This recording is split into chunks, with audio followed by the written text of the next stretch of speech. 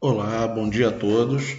Aqui é o professor Leonardo Monteiro, do Centro Universitário de Gama, logado para fazer o nosso meeting de N1 da disciplina Direito 2 para os cursos EAD do Centro Universitário Gama Souza.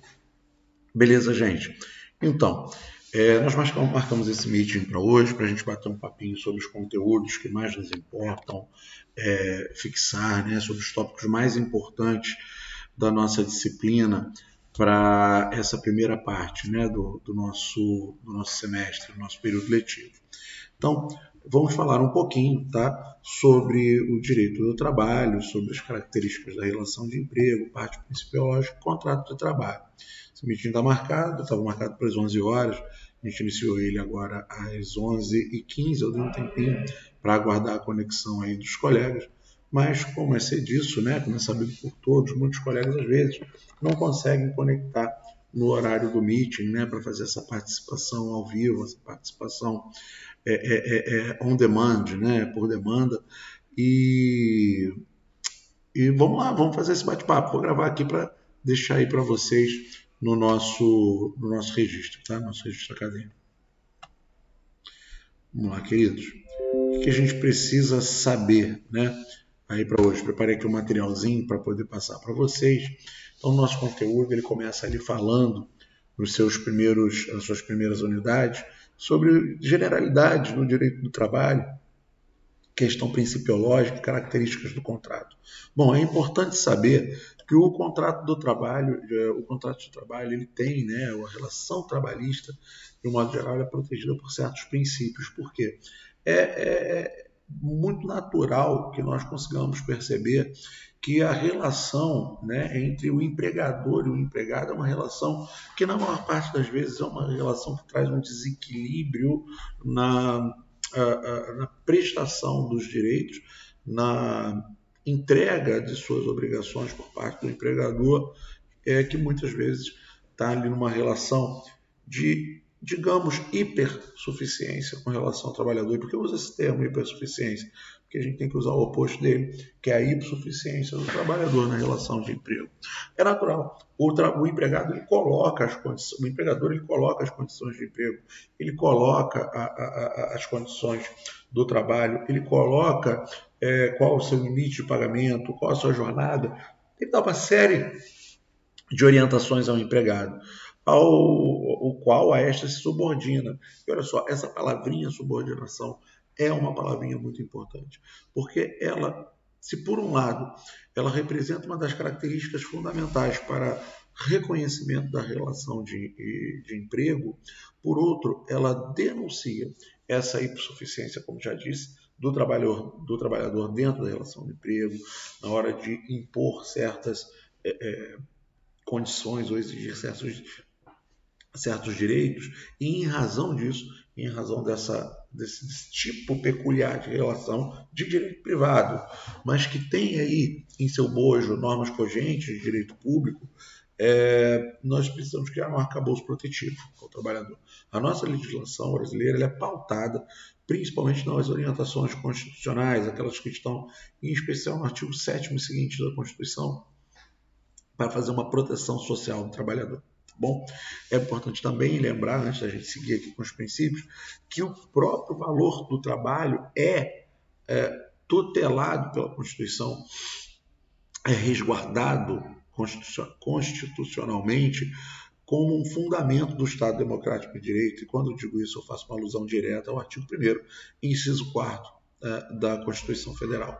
Bom, vejamos, mas dentre esse arcabouço principiológico, e vale dizer que tratam-se os princípios do direito do trabalho de proposições orientadoras sobre como a relação trabalhista deve ser observada entre as partes que a compõem. E em havendo essa inobservância principiológica, o juiz regulará essa relação observando esses princípios, fazendo com que esses princípios sejam respeitados pelo empregador. Tá? Os princípios não são, em regra, previstos em nenhuma legislação. Os princípios legais, e nesse caso especial os princípios trabalhistas, eles se depreendem de uma leitura conglobada do texto legislativo, dos textos legislativos que tratam da proteção do trabalhador. O que eu trago para vocês nas próximas telas é um apanhado, tá, desses princípios, para a gente tentar aqui colocar da maneira mais breve, resumidinha, né, mais dinâmica possível, os principais recortes que precisamos fazer sobre a proteção principiológica. O primeiro que a gente precisa reconhecer é o princípio da proteção, ou seja, o princípio da proteção geral do trabalhador. E aí, como está na tela, é dito aí, né, que é o princípio que respalda, que resguarda a proteção ao hipossuficiente da relação jurídica de trabalho e emprego, ou seja, o trabalhador. Esse princípio ele se subdivide em 3 outras categorias, que são as categorias que compõem, tá? São espécies do gênero do princípio da proteção. O princípio do indúbio pro mísero ou do indúbio pro operário, o princípio da norma mais benéfica ou mais favorável e o princípio da condição mais favorável. Eu vou avançar os slides e aí nós vamos espelhar, falar um pouquinho mais sobre esses princípios que compõem o princípio da proteção, né? Esses subprincípios. Mas é tudo muito tranquilo, muito simples, muito intuitivo, até mesmo porque a maioria de nós ou trabalha ou já trabalhou, né? Vamos lá. Esse princípio, primeiro, subprincípio que nós devemos observar é o princípio do indúbio pro mísero ou do indúbio pro operário, ou seja, na dúvida, favoreça-se o operário, favoreça-se o trabalhador. Por quê? Vamos lá. Dispõe que sempre que houver dúvida quanto à interpretação de normas trabalhistas, indúbio, a dúvida, deve prevalecer a interpretação mais favorável ao empregado. Por quê? O empregado ele representa a fonte do poder solidário ideológico do Estado. E eu estou me reportando diretamente ao texto de Norberto Bobbio em sua teoria do Estado. Este princípio tem relação com a interpretação das normas de natureza trabalhista, não significa que estaremos, nesse caso, diante de um conflito de normas, mas sim em orientação quanto à interpretação geral de normas ou condições, ou seja, né, eu estou diante da interpretação de certa legislação, de certa previsão legal trabalhista, e eu tenho que desequilibrar a previsão da balança legal para favorecer mais uma parte ou mais outra. É claro que todo o poder econômico está nas mãos do empregador. É claro que a discricionalidade, a liberalidade de admitir e demitir está nas mãos do empregador. Tá? Então, havendo, como nitidamente, em regra, o empregador é uma parte mais forte dentro dessa relação de emprego, seja por conta da autonomia da vontade, seja por conta do poder econômico, quando a legislação tiver que ser interpretada em pé de igualdade, mas a fim de favorecer uma das partes, sempre favoreça-se ao trabalhador, até mesmo em razão da previsão constitucional de que o valor social do trabalho é um dos alicerces do Estado Democrático de Direito. Tá? Vamos lá. E o exemplo que eu separei aqui para vocês é do artigo 7º, tá? Inciso 13 da Constituição, que é claro ao afirmar que a jornada de trabalho não será superior a 8 horas diárias ou 44 horas semanais, caso, realizados os cálculos, verifique-se que o cálculo de horas extras com base na tabela diária é mais vantajoso ao trabalhador e esse parâmetro deverá ser utilizado como orientador para o caso. Bom, em alguns casos, vamos lá, o camarada faz 2 horas extras por dia, tá? Vezes 6 dias de trabalho, 2 vezes 6, 12 horas extras. De repente, calculando pela 44ª hora extra semanal, vai dar 2 horinhas, 3 horas, 4 horas abaixo de trabalho por semana. Então, apresentam-se 2 tipos de cálculos, tá? dois parâmetros para o mesmo direito. Qual parâmetro eu devo fazer opção? Sempre pelo parâmetro que for mais benéfico ao trabalhador. Mas vai gerar uma dívida, vai gerar um desequilíbrio, vai gerar uma dificuldade de se manter o negócio. Princípio da alteridade. Princípio da alteridade a gente vai falar ao final. Princípio da alteridade não é um elemento da relação de emprego, mas é um princípio que nos orienta que tanto o risco de lucrar, o risco do enriquecimento, quanto ao risco de enriquecimento, é até estranho falar, mas é bem por aí, quanto o risco da falência, quanto o risco do prejuízo, os dois aproveitam ao empresário, ao empregado, ao empregador. O empregado é um dos elementos que compõem essa atividade negocial, essa atividade empresarial, tá? E ele deve ser regularmente remunerado. Bom, vamos lá. O princípio da norma mais benéfica. Se na primeira parte do princípio da proteção, nós estamos falando em interpretação, é uma só lei e eu estou a interpretando, então dentro dessa interpretação deve ser traçada a interpretação mais benéfica ao trabalhador. O princípio da norma mais benéfica, ele basicamente ele diz o seguinte, que em havendo um conflito de normas, tendo duas normas que dispõem sobre o mesmo direito, aquela que for mais benéfica será adotada. Aquela que trouxer mais direitos, aquela que trouxer melhores condições de trabalho para aquele empregado, será a norma a ser observada, tanto pelas partes quanto pelo juízo. Ah, mas você não pode falar direto pelo juízo? Não, porque só vai existir judicialização, só vai existir processo. Caso as normas de direito do trabalho e esses princípios não sejam devidamente respeitados pelas partes da relação jurídica, tá bom? Pelo empregador ou pelo empregado. Bom, o princípio da norma mais benéfica ou norma mais favorável, eu vou lendo o slide para a gente poder... Eu leio um pedacinho, aí a gente vai explicando, tá? Acho que corre melhor assim. Diz que em havendo um conflito de normas, ou seja, mais de uma norma aplicada a uma mesma situação, aplicar-se-á aquela que no todo ou no conjunto seja mais favorável ao empregado, como acabei de mencionar. E essa é a teoria do conglobamento. O que diz a teoria do conglobamento? Coloca aí na telinha, você está assistindo esse videozinho, você pode dar aquele print, copia no caderno, faz como você preferir, mas é importante a gente entender conglobamento. Quando a gente fala em conglobamento, é quando temos uma norma que abraça a outra, que congloba, que reveste a outra, tá? A teoria do conglobamento é utilizada quando há conflito entre normas distintas que regulamentam as relações de trabalho, segundo a teoria do conglobamento, na ocorrência de um conflito entre o que foi estabelecido numa convenção coletiva e o acordo coletivo ou outro instrumento normativo qualquer, deverá prevalecer sempre o que for mais favorável, porque o que é mais favorável congloba, reveste, melhora, amplia, protege um direito já previsto. Tá? Mesmo que esse direito seja novo, tá? Tem um direito menos benéfico, e um novo direito mais benéfico é previsto numa norma nova, ele congloba a norma antiga, se não revogar. Ao empregado no seu conjunto ou em sua totalidade. Pela teoria, não deverá haver o fracionamento de direito. A previsão normativa mais benéfica ao trabalhador absorve a menos benéfica, conglobando-a, revestindo-a, absorvendo-a. Tá bom? Vamos lá. O terceiro subprincípio que vai tratar ali, está no bojo do princípio da proteção, é o princípio da proteção, da condição mais benéfica. Se no primeiro princípio nós falamos sobre interpretação mais benéfica e no segundo, em havendo duas normas, duas leis, duas previsões legais, dois acordos coletivos, tá? Eu tenho que sempre primar por aquele que for mais benéfico. O da condição mais benéfica diz que se existirem condições diversas a diversos empregados que trabalhem com atividades assemelhadas dentro de certa empresa, a condição mais benéfica deferida deverá ser observada. Então, por exemplo, os camaradas têm 1h30, os contratados, vamos supor aí, no início de 2020, eles têm 1h30 de almoço, os contratados de 2022 já é um contrato novo, vão ter 1 hora só de almoço. Opa, aquela condição mais benéfica, ela tem que ser observada para todos.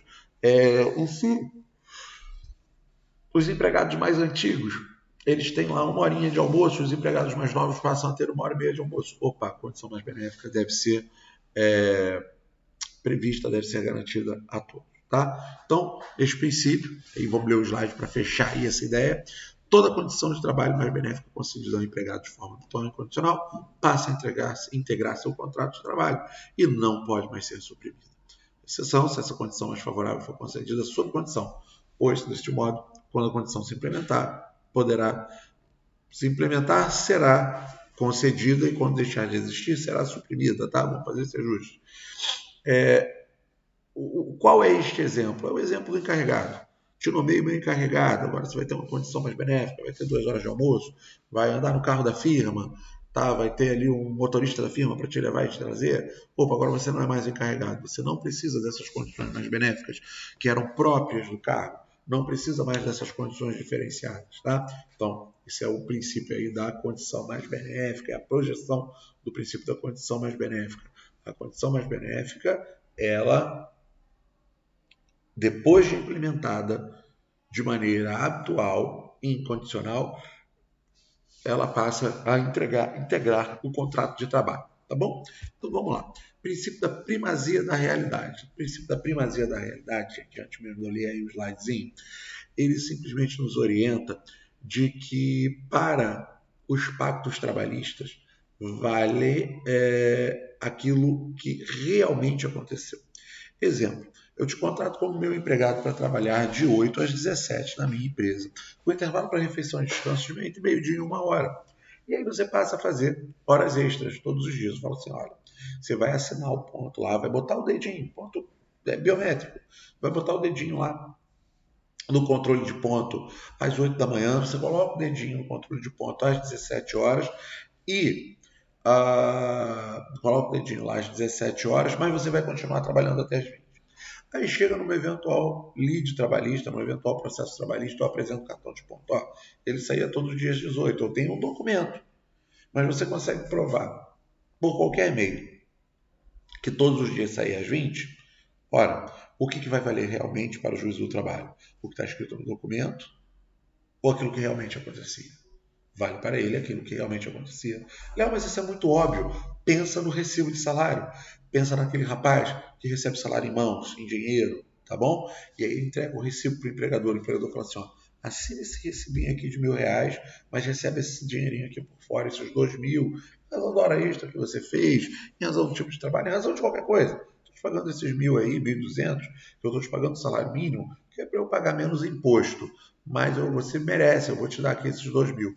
Isso tem um problema muito sério, porque chega na hora de fazer os cálculos da rescisão trabalhista, eles vão ser feitos em cima de 1.200. O pior, mesmo que o empregador pague a rescisão em cima dos R$ 2.000, ele não recolheu o FGTS, não recolheu o INSS, né? Ele deu aí um prejuízo na Previdência, ele maculou certos instrumentos de proteção ao trabalho. Então, não pode, o princípio da primazia da realidade, ele protege a relação trabalhista, ele protege a relação de emprego e protege toda a estrutura de seguridade do trabalhador e de garantias por serviço prestado, tá bom? Então, segundo autores, aí eu trago esse textinho aí que está na tela, no direito do trabalho prevalece a realidade fática, o dia a dia sobre aquilo que foi formalmente pactuado.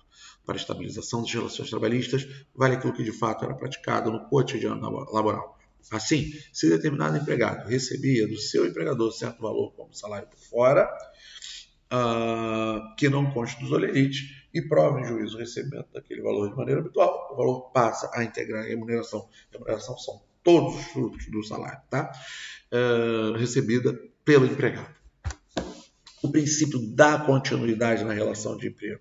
O princípio da continuidade, gente, vai tratar que a relação de emprego, em regra, é contínua, tá?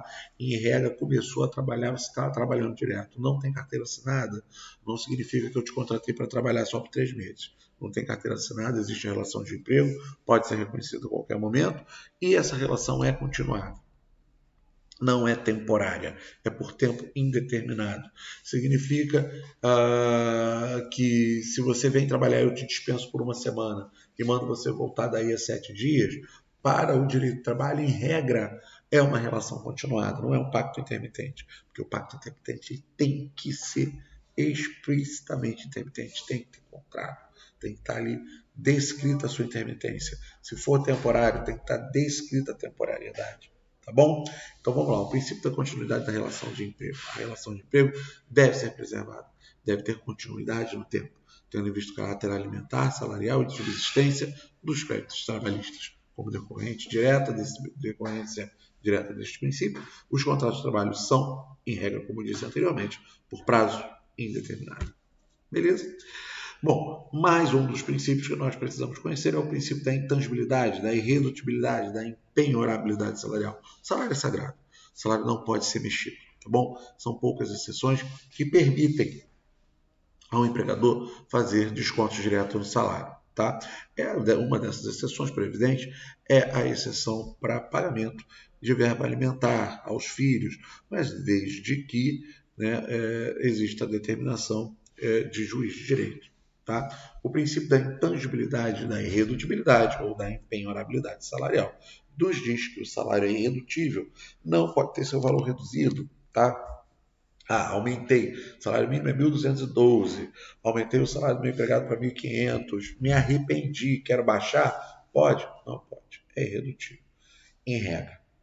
Tá? Se houver um acordo coletivo sindical, e seguindo certas regras de exceção, pode ser reduzido.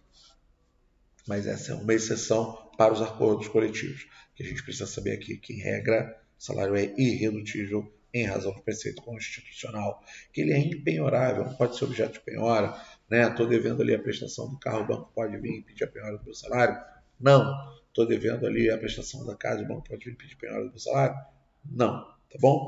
E ele é também intangível, não pode ser tocado, pois o empregador não pode efetuar descontos no salário do empregado, salvo os descontos previstos em lei. E que descontos previstos em lei são esses? Bom, está aí o 462. Ao empregador é vedado efetuar qualquer desconto no salário, salvo quando este resultar de adiantamentos ou de dispositivos de lei ou de contrato coletivo.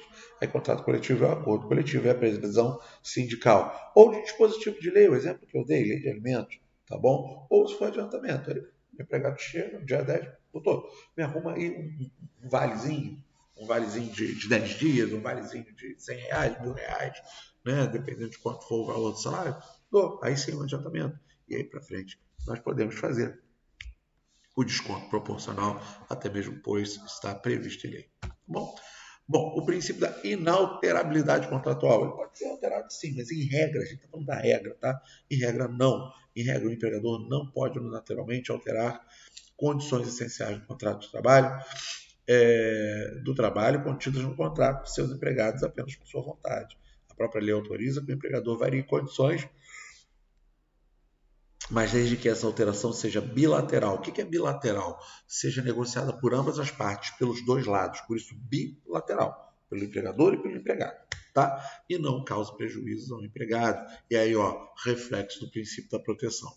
Então, o 468 da CLT, que está transcrito aí, sendo exibido na tela, nos orienta que nos contratos individuais de trabalho só é lícita a alteração das respectivas condições por mútuo consentimento e ainda assim desde que não resultem direto ou indiretamente prejuízo ao empregado, sob pena de nulidade plena de cláusula que infrinja esta garantia. Bom, temos mais aí o princípio da irrenunciabilidade dos direitos trabalhistas. Isso é muito importante, tá? Para que você não possa renunciar a nenhum direito trabalhista seu. Significa, tá? Esse princípio é uma projeção da natureza pública cogente das normas de direito do trabalho. As normas de direito do trabalho são normas de direito privado. Por que são normas de direito privado? Porque elas tratam de uma relação jurídica entre entes privados e privados, em regra.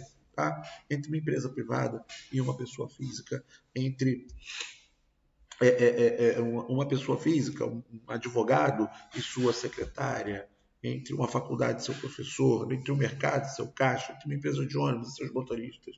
São entes privados, tá? Relacionando-se e tratando, né, dos parâmetros dessa relação. Mas o conteúdo dessas normas, ou seja, as previsões contidas nessas normas trabalhistas, são previsões cogentes de ordem pública. Por quê? Porque elas falam num salário que deve ser mínimo, que não pode ser livremente pactuado.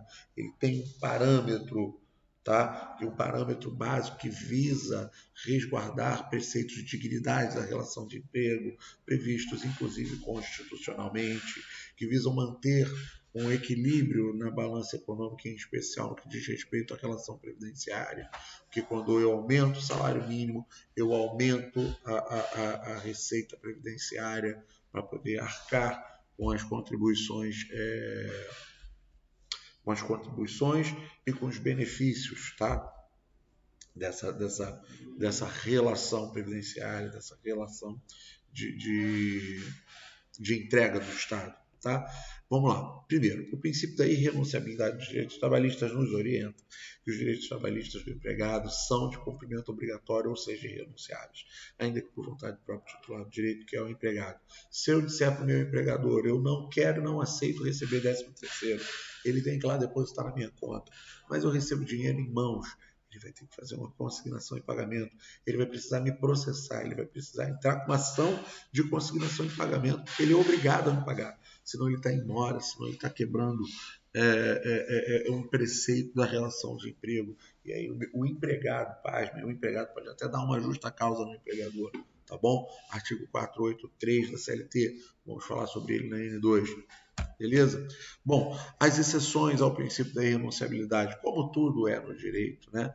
Tudo no direito depende. É que eu preferi marcar uma exceçãozinha, aquelas que mais aparecem no dia a dia dos contadores, no dia a dia dos administradores, coisas que nós precisamos saber que existem, que são as exceções a esse princípio da irrenunciabilidade, que vão nos ajudar a administrar uma empresa, a administrar o escritório, tá? A orientar o nosso cliente. Exceções excepcionais nas quais a renúncia a certos princípios é permitida, tá? Hipótese de flexibilização de salário, jornada e turnos ininterruptos de revezamento podem ser flexibilizados mediante a pactuação em acordo coletivo, tá? Com participação do sindicato, tá bom? Com participação obrigatória de sindicato profissional. Beleza, gente. Dito isso, nós vimos os principais princípios, né? Parece redundante, mas não é não. É assim mesmo, tá? Então, dito isso, nós vimos hoje os principais princípios do direito do trabalho, do direito material do trabalho. Agora nós vamos seguir aí exibindo os elementos da relação de emprego. É claro que existe certa diferença entre trabalhador e empregado. Tá?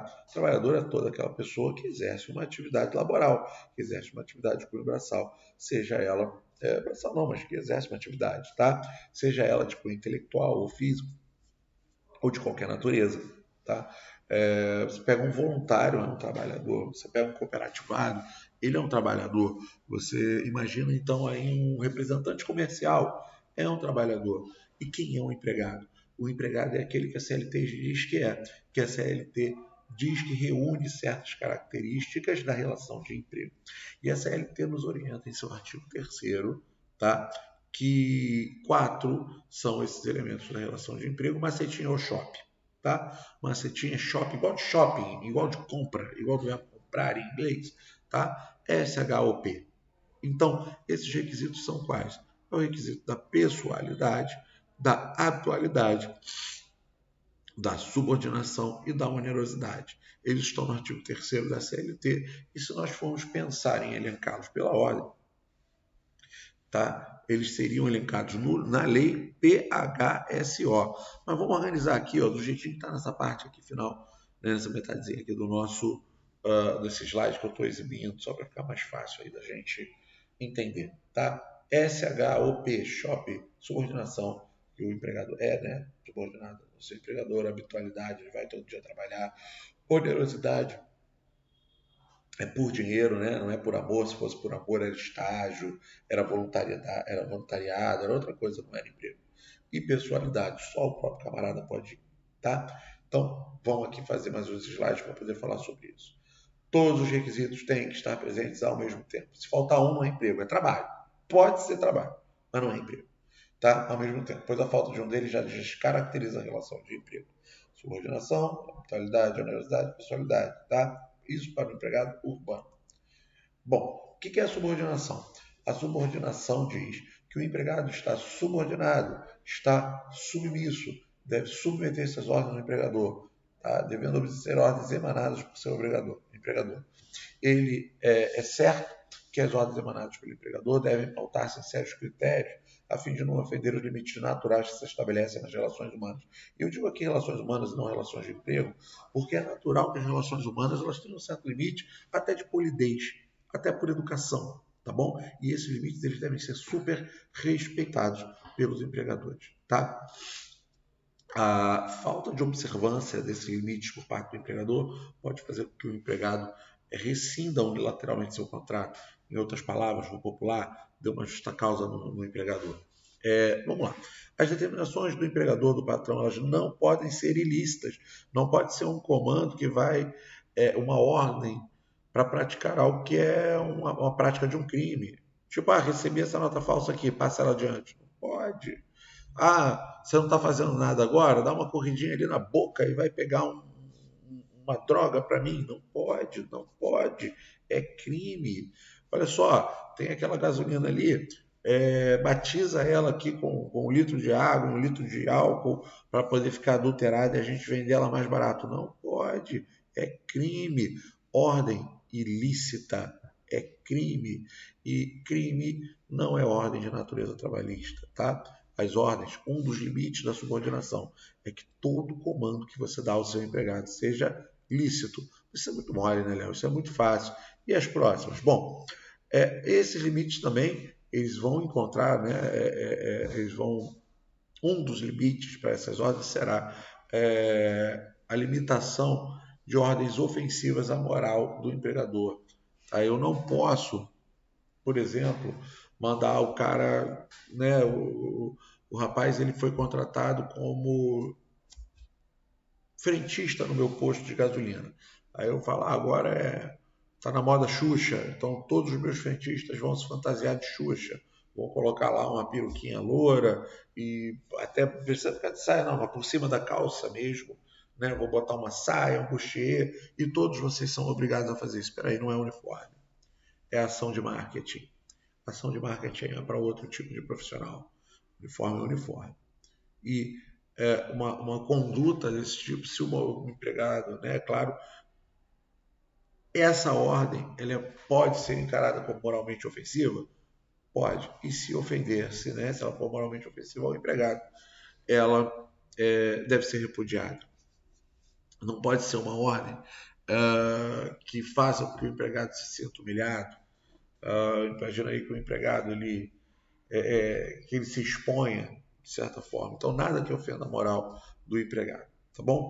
Ou não podem também extrapolar os limites do exercício profissional do empregado. Aí você imagina, né? Você é contador, vai ser aí o dono do escritório, mas imagina você estar trabalhando como contador empregado de um certo grande escritório de contabilidade, ou você é administrador, gestor, né? Está trabalhando para uma grande empresa, e seu chefe imediato diz o seguinte, ó, você está contratado como contador, tudo bem?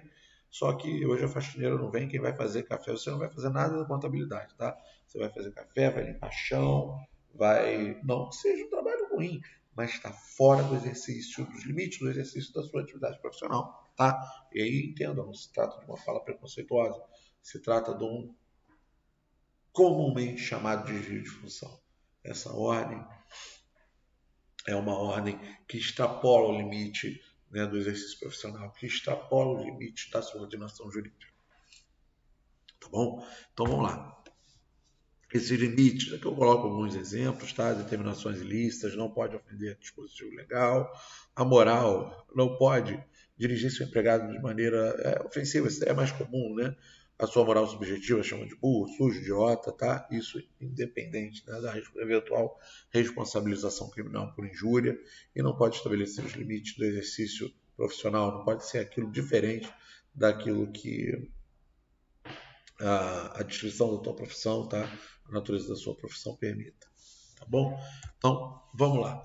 Outro dos requisitos da relação de emprego é o requisito da habitualidade. O que é habitualidade ou a não eventualidade, que está descrita lá no artigo 3º da CLT. Habitual é aquilo que acontece sempre, que se repete no tempo, não havendo necessidade que ocorra todo dia, todos os dias, mas que ocorra com certa periodicidade, tá? De maneira permanente, que denote a necessidade permanente desse tomador de serviços de empregar, por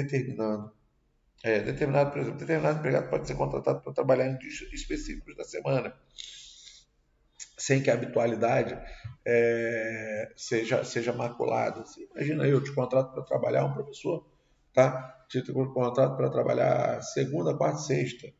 Te contrato como encarregado da minha empresa para trabalhar segunda, quarta e sexta. Te contrato como gerente do meu restaurante, que só abre sexta, sábado e domingo. Ah, mas é habitual? Habitual a todos os finais de semana. Habitual com certa frequência, tá bom? Aí eu coloco embaixo o exemplo, que é o caso, como disse agora, de garçons, de bares e restaurantes, boates, que só abrem sexta, sábado e domingo. O requisito da onerosidade, ele nos ensina que o empregador ele tem que pagar pelo serviço. Se é emprego, é oneroso. Se é emprego, tem que ter dinheiro envolvido. não tem dinheiro envolvido, é outro tipo de relação jurídica, tá bom? A relação de emprego não pode ser gratuita. Não tem, tá me ajudando aqui, o que é, não. Tá querendo frustrar direito trabalhista. Tem que ser pactuada de forma com que uma contraprestação em moeda corrente nacional seja fixada. Tá? Eu não posso fixar salário para brasileiro em dólar. Mas seria mais vantajoso, Léo, mas não posso. Essa prestação por força de lei tem que ser pactuada em moeda corrente nacional, ela tem que ser pactuada, ela tem que ser entregue em moeda corrente nacional. Mas eu recebo em cheque. Cheque é ordem de pagamento à vista. Tem um valor expresso em reais que vem ali em cima, tá bom? Então é moeda corrente nacional. E aí eu faço a transcrição do 463, tá? Que vai nos ensinar que a prestação em espécie de salário será paga em moeda corrente do país. Pagamento de salário realizado com inobservância deste artigo considera-se não feito. Então vamos lá, tu é meu empregado. Você ganha, sei lá, R$600. Tem que receber R$600 na quinzena. Eu falo, pô, tô sem dinheiro aqui, eu só tenho uma nota de $100. Segura aqui $100. O pagamento não está feito, foi presente, querido. O pagamento de salário tem que ser em moeda corrente nacional, tá bom? Então, vamos lá. E finalmente, o requisito da pessoalidade. O requisito da pessoalidade nos ensina que o empregado tem que ser pessoa física, escolhido pela sua qualificação pessoal e profissional. Por isso, não pode se fazer substituir por outra pessoa, sem consentimento do empregador em relação ao empregado. Não há que se falar em pessoalidade, empregador, não há que se falar em pessoalidade, pois o empregador pode ser empresa ou pessoa física, muito tranquilo. Para ser empregado tem que ser ser humano. Tá? Eu costumo brincar com os colegas, com os alunos, falando que empregado só se for ser humaninho. Tá? Cachorrinho não é empregado, cavalinho não é empregado, pessoa jurídica não é empregado, corporativa não é empregado. E o microempreendedor individual, Léo, é ser humaninho, sim, mas é uma pessoa jurídica. É CNPJ. CNPJ não é empregado, só é empregado CPF, tá bom? E o camarada, eu trabalhava na empresa e o rapaz mandou eu fazer um MEI e deu baixa na minha carteira, mas eu continuei fazendo as mesmas coisas, só que agora com MEI, com CNPJ. Olha, ele fez isso para poder fraudar e frustrar o pagamento de verbas trabalhistas, de verbas previdenciárias, tá? E de taxas governamentais, de impostos, de tributos. Então, isso é uma fraude. E sendo fraude, fraude é crime. Tá? E sendo crime, ai meu Deus, o que acontece comigo agora? Princípio da proteção do trabalhador. Judicializou, levou a conhecimento do Estado juiz, o que o juiz vai falar? Desconsidera todo esse período como empresa, registra na carteira como período trabalhado como empregado, pague-se todos os direitos a esse empregado e recolha-se de maneira retroativa tributos, previdência e outras taxas. Tá bom? Conceitário do princípio da proteção. Tá bem? Então vamos lá, que eu coloco aqui para consignar esse trechinho para vocês.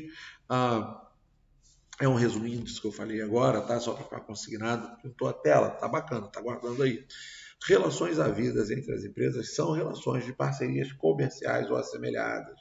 Se entre duas empresas é parceria comercial e estão vinculadas ao direito empresarial, tá? Teoria dos atos de comércio. E o direito empresarial tem lá suas regras específicas. Não basta ser pessoa física para que se caracterize a pessoalidade, mas que tão somente pessoa contratada pelo empregador possa exercê-la. Ora, sou contratado aqui como professor da Grande Souza, posso mandar meu irmão para dar aula? Não, eu fui contratado pelas minhas características específicas. Você trabalha aí na sua empresa, você foi contratado pelas suas características específicas. Você não pode chegar e dizer, patrão, hoje eu não vou, mando meu irmão, que ele é tão bom quanto eu. Não, não pode. Não, não pode.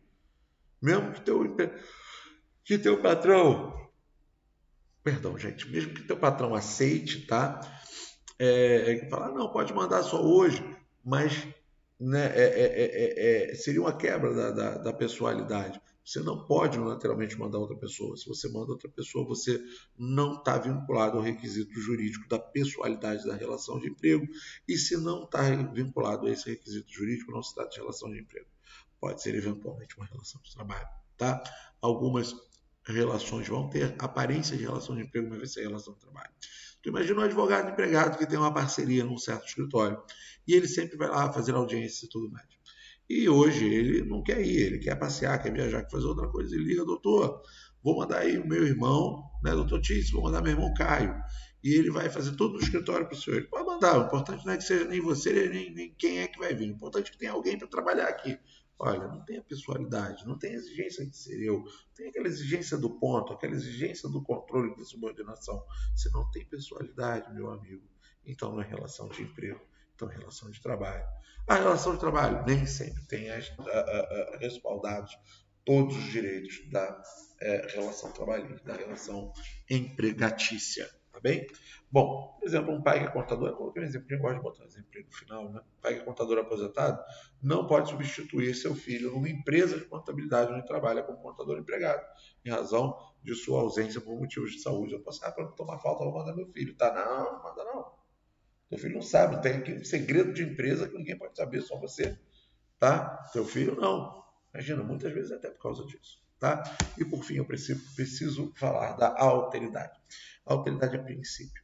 Vai ter autor que vai apresentar a alteridade como elemento da relação de emprego. Mas a alteridade é um princípio das relações trabalhistas e é um princípio que nos diz que o risco do negócio é assumido pelo empregador. Vamos ler aí o slidezinho e daqui a pouco a gente faz uma explicação para fechar esse nosso bate-papo breve de hoje. Vamos lá. O princípio da alteridade nos ensina que o risco do negócio é assumido pelo empregador e não pelo empregado. Assim, em teoria, se o ônibus sofre um roubo, o prejuízo é da empresa e não do empregado.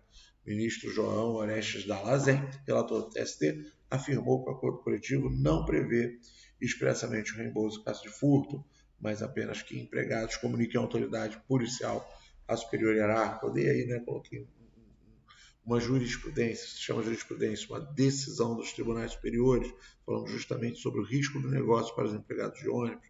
Bom, alguns autores, eu coloco essa observação lá embaixo, pode ser que você tenha comprado um livrinho que está lá, a alteridade como elemento da relação de emprego. É a percepção desse autor. Mas, hoje, para a banca da OAB-FGV, que é a provinha do exame de ordem que os alunos de direito fazem, a ordem entende a alteridade como princípio e não como elemento da relação de emprego. E esse é o entendimento majoritário. Então, querido contador, querido administrador, querido gestor, querido contador e contadora, gestor e gestora, administrador e administradora, querido profissional que está, né, participando desse eventual agora, a alteridade é princípio. E é princípio que está consignado, que está dentro ali do padrão de proposições de normatividades trabalhistas atuais, que orienta que todo risco do negócio, assim como a interpretação, as benesses do negócio, pertencem ao empregador, pertencem ao empresário, pertencem ao dono do negócio, tá? E não ao empregado, tá bom? Queridos, então, né? Mas esse foi o nosso bate-papo de hoje, tá? Eu espero que vocês se tenham ajudado, né? Vocês aí com o nosso material, né? Com os nossos encontros, com os nossos conteúdos. Fico à disposição de vocês nos nossos fóruns temáticos e até mesmo ali no chat privado, para a gente poder fazer um bate-papo, tirar uma dúvida que eventualmente aparecer, tá bom? Só peço, se chamar no chat privado, identifica qual é a sua disciplina, identifica qual é o seu curso, que ele só vai aparecer seu nome, tá? Então fala, Léo, eu estou na disciplina tal, tá? Estou com uma dúvida na unidade número tal, estou com uma dúvida nesse tema, escreve para mim e aí eu vou te responder aí no menor prazo possível, para a gente poder caminhar por esse semestre, por esse período letivo, sem dúvidas, da maneira mais tranquila possível. No mais, queridos, foi um grande prazer conhecer vocês, um forte abraço e até a próxima. Tchau, tchau.